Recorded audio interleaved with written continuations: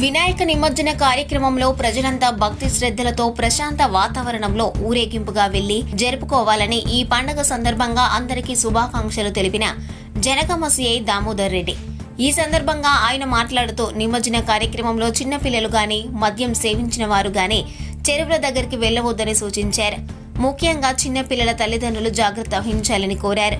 అలాగే డీజే లాంటి సౌండ్లకు అనుమతి లేదు కాబట్టి అందరూ సహకరించాలని, శాంతి భద్రతలకు ఎవరైనా భంగం కలిగిస్తే డయల్ 100కి ఫోన్ చేయాలని, ప్రజలకు ఎవరైనా ఆటంకం కలిగిస్తే వారిపై కఠిన చర్యలు తప్పవని ఈ సందర్భంగా హెచ్చరించారు.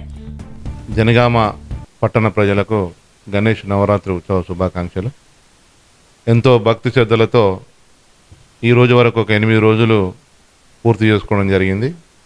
తర్వాత ఏదైతే నిమజ్జనం ఉత్సవాలు ఏదైతే జరుగుతున్నాయో ఆ రోజు జనగామ ప్రజలందరూ కూడా మంచి భక్తి శ్రద్ధలతో ఊరేగింపుగా వెళ్ళి నిమజ్జనం పూర్తి చేసుకోవాలని కోరుతున్నాము.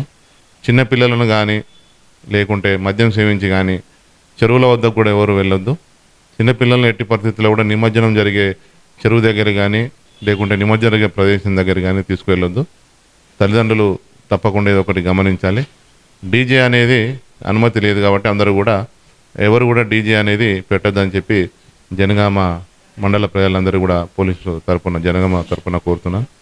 తర్వాత ఏదైతే ఉందో సోషల్ మీడియా పోస్టులు కానీ తర్వాత ఏదైనా సమస్య ఉన్నప్పుడు కానీ వెంటనే డయల్ 100 ద్వారా కానీ లేదంటే పోలీసు సమాచారం ఇవ్వాలి.